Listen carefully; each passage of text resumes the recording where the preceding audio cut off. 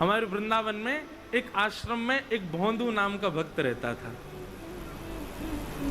उसका नाम तो कुछ और था, पर उसको सब भोंदू बोलते थे क्योंकि बहुत भोला था वो।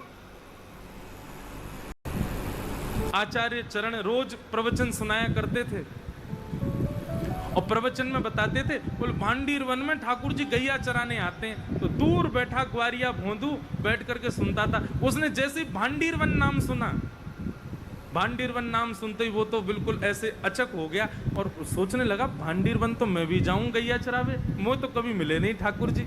अब उसके चित्त में ये अविश्वास नहीं है कि ठाकुर जी पहले आते होंगे, अब थोड़ी आते हैं। उसके चित्त में ये पूर्ण विश्वास है कि ठाकुर जी अब भी भांडीर वन आते होंगे और गुरु जी कह रहे हैं या को मतलब तो निश्चित आते होंगे।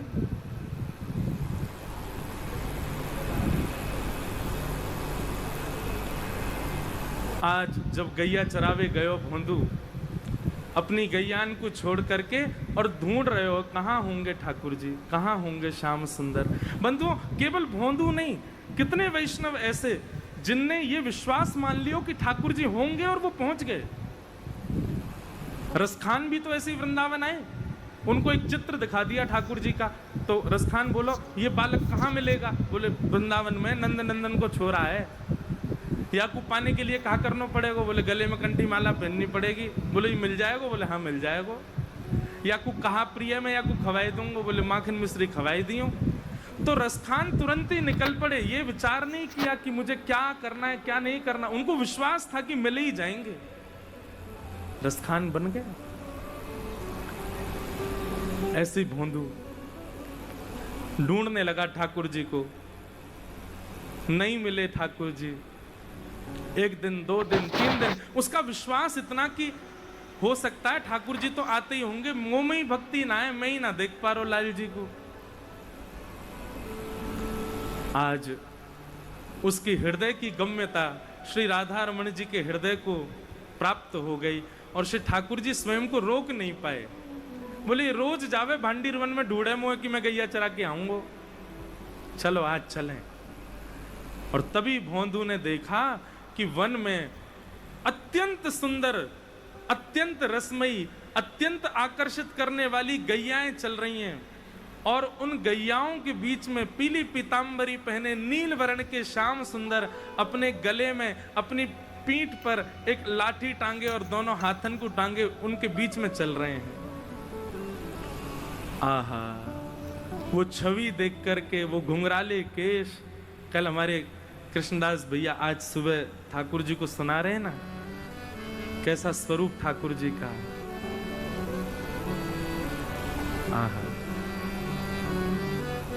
हरि कजरारी से जादू की पिटारी पलकें, हरि कजरारी से जादू की पिटारी पलकें, उनमें मदहोशी भरे, उनमें मदहोशी भरे, उस पे मदहोशी भरे, उस पे मदहोशी भरे, हाय तेरे तेरे छे नयन पग टेढ़ी से धरे, वापे मोती लटकन,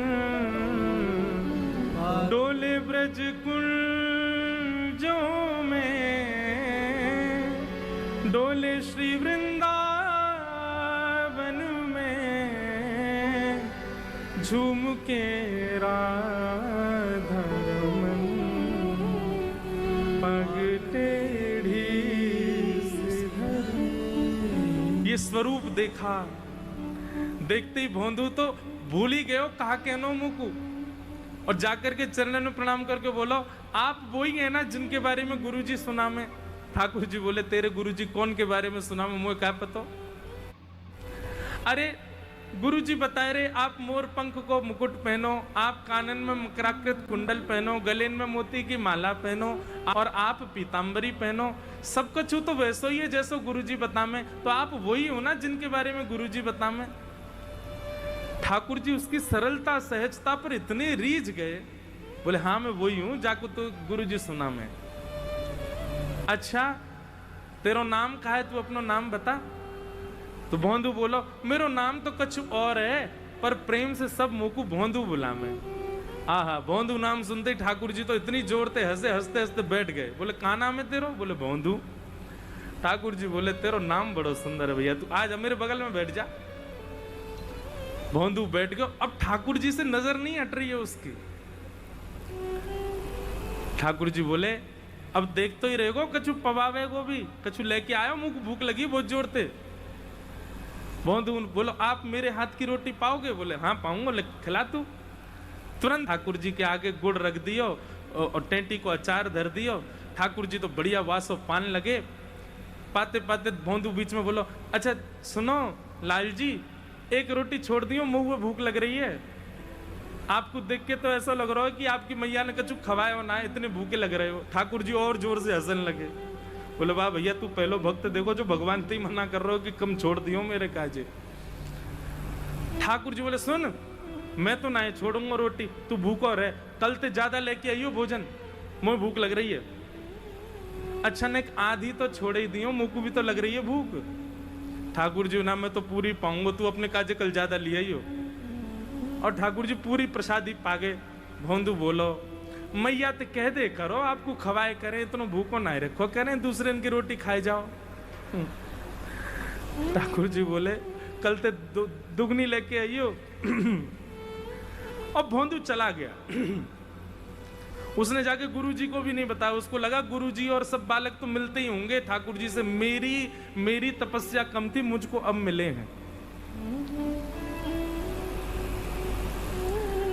दूसरे दिन जब ज्यादा सामग्री ले जाने लगा रसोई घर से, गुरुजी को पता चली तो गुरुजी ने भोंदू से कहा भोंदू हमको पता चली तुम 2-3 दिन से बहुत ज्यादा सामग्री ले जाते हो, कहां ले जाते हो? भोंदू बोलो गुरुजी मैंने आपको बताई नहीं, पर मेरे भाग्य पिछले 4 दिन पहले ही उदय भये हैं और मैं वन में जाऊं, भांडीर वन में, वही नंद नंदन जिनके बारे में आप सुनाते हो कथा में, वो गैया चराने आते हैं। जैसे ही सुना नंद नंदन गैया चराने आते हैं, गुरुजी बोले भोंदू कौन आते हैं? बोले नंद नंदन, वही जो मोर मुकुट पहनते हैं, पीली पीतांबरी पहनते हैं। गुरुजी उनमें से ऐसी सुंदर सुगंधी आवे मैं आपको कहा बताऊं। और आप जितना सुंदर वर्णन करते हैं ना गुरुजी, बातें तो बहुत गुना ज्यादा सुंदर हैं। मैं तो उनते पहले दिना तो मैं उनको देखते ही रह गया, मेरी सबरी रोटी न खा गए, उनको बड़ी भूख लगे या हमारे उनके काजे दुगनों लेके जा रहा हूं गुरुजी। तो आचार्य जानते हैं कि कोई और बोले तो मैं विश्वास ना करूं, लेकिन भोंदू बोल रहा है तो इसका मतलब निश्चित ठाकुर जी आते। ये झूठ नहीं बोल सकता, सीधा व्यक्ति झूठ थोड़ी बोल पाता है। ठाकुर जी ने कहा अच्छा भोंदू तो एक काम कर, तू जाइयो ठाकुर जी से कहियो कि चलो हमारे आश्रम, गुरु जी मिलेंगे। भोंदू बोलो मैं लेके आऊं ठाकुर जी को? बोला हाँ तू लेके आ। भोंदू आज गया, ठाकुर जी आए। ठाकुर जी के आते ही भोंदू ने सामग्री रख दी, रोटी सब्जी और अचार रख दिए। ठाकुर जी पान लगे। भोंदू बोलो जय जय, मेरी एक बात मानेंगे आप? ठाकुर जी बोले हाँ बोल। बोले हमारे गुरुजी ने आपको बुलाया है, चलो मेरे संग, गुरुजी के पास चलो। ठाकुर जी बोले देख तू हमारा मित्र, तेरे संग रहेंगे, खामेंगे पीमेंगे डोलेंगे हंसेंगे खेलेंगे। ये तेरे गुरुजी पुरुजी ने मैं ना जानू, मैं नहीं जाऊंगा कोई के पास। गुरुजी के पास जावे की जैसे ही मना करी महाराज। भोंदू बोलो आप मेरे गुरुजी के पास नहीं जाओगे? बोले नहीं जाऊंगा, मैं तेरे गुरुजी जानू ना हूं और तेरो मित्र हूं मैं, गुरुजी को मित्र थोड़ी हूं, उनके पास नहीं जाऊंगा। भोंदू बोलो अंतिम बार पूछ रहा हूं चलोगे कि नहीं? ठाकुर जी बोले नहीं मैं तो नहीं जाऊंगा। इतने में भोंदू ने ठाकुर जी के आगे से सब रोटी वोटी सब उठाए लाई। ठाकुर जी बोले जे क्या कर रहे हो? बोले जे भी गुरु जी के यहाँ की बनी है इनको भी मत पाओ। और सुनो, ये आधी रोटी आपके हाथ में जो ये मुँह दो लो छीन ली ठाकुर जी थे, ये मत खाओ, ये गुरु जी के यहाँ बनी वही है। हमारे गुरु जी से बैर करोगे तो हम भी आपसे कोई संबंध नहीं रखेंगे। ठाकुर जी बोले भैया ऐसो काई गुरु उठ रहा, तोते तो मिल रहे हैं ना, हम तेरे संग तो बैठे हैं ना हम। बोले मेरे संग बैठे हुए थे, कहा है आपने मेरे गुरुजी की बात को अनादर कर दियो। अरे गुरुजी ने जीवन में पहली बार एक काम दियो मुझको, गौ सेवा के अलावा, और वहां में भी मैं जाऊं। धीरे धीरे फिर कह दे ठाकुर जी चले चलो ना, गुरुजी बड़े बढ़िया हैं मेरे, उनकी वजह से तो आप मिले हो मुझको। ठाकुर जी बोले हम नहीं जाएंगे। भोंदू बोलो नहीं जाओगे? बोले नहीं जाएंगे। तो भोंदू बोलो हमारे गुरुजी के पास नहीं जाओगे तो हम भी आपके पास नहीं आएंगे। और सुनो, कल ते आप अपनी गैया लेके कहीं और जाइयो, इतकू मत आइयो, क्योंकि अब यहां मैं गैया चरावे आऊंगा, और जहां मेरी गैया आवेंगी अगर आपकी गैया आ गई तो मैं अपनी गैयान को आपकी गैया से लड़वा दूंगा। अपनी गैयान को लेके कहीं और जाओ, मेरे आसपास मत आइयो। अब ठाकुर जी उसकी बात सुनना, बोले अच्छा, तो पता है कितने बड़े बड़े संत तपस्या करे मेरे दर्शन करवे के काजे, और मैं तेरे पास ऐसे ही आ जाऊं सहजता में, यूं कह रहा हूं मैं मिलूंगा ना। तो बोले मैं संत थोड़ी हूं, मैं तो भोंदू हूं, मुझे कोई तपस्या की जरूरत थोड़ी है, मैं तो अपनी गैया चरावे आऊं, वो तो अपने काम ते काम है, अपनी गुरु जी की कथा सुनूं रात में, अब तुम कहीं और जाइयो गैया चरावे। और ऐसा कह के भोंदू तो वहां से उठ के चल दियो अपनी गैया। ठाकुर जी कहे ए भोंदू रुक तो जा। भोंदू बोलो अब तभी रुकूंगो जब ये वचन दोगे कि गुरु जी के पास चलूंगो। भोंदू चल तो जा रहे हो, ठाकुर जी उसकी ओर देख रहे हैं। भोंदू जैसे ही दिखना बंद हुआ, जैसे ही थोड़ा दूर गया, ठाकुर जी इतने व्याकुल हो गए जैसे मानो त्रिलोक की छीन करके ले गया हो ठाकुर जी से। दौड़ करके ठाकुर जी गए और जाकर के भोंदू के कमर के ऊपर ऐसे चढ़ गए पद्दी पर, और पद्दी पर चढ़ के बोले चल इतना हट करे, लेके चल अपने गुरु जी के पास, अभी चलूंगा, तेरे गुरु जी तो मिलके आऊं पहले मैं। भोंदू तो आनंदित है गयो महाराज, ठाकुर जी को ऐसे अपनी पद्दी पर चढ़ाई करके लेके गयो। शाम को समय गुरु जी आंगन में बैठे हैं, शिष्यन को पढ़ा रहे हैं, तभी गौशाला की सब गैया आ गई।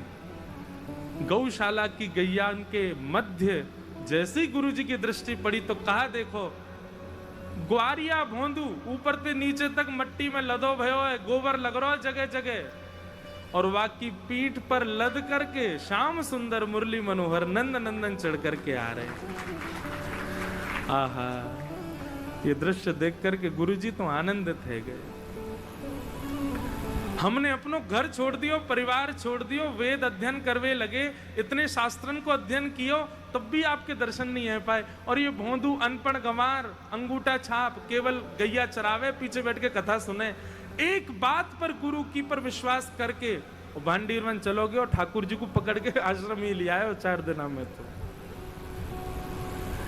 ठाकुर जी को भैया आपका भोलापन प्रिय है।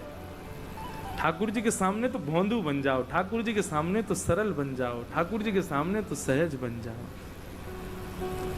जितनी सरलता और सहजता आपके चित्त में रहेगी उतनी जल्दी ठाकुर जी आपसे मिलेंगे, और जितनी चतुराई अपने अंदर रखोगे उतना दिन लगावेंगे ठाकुर जी।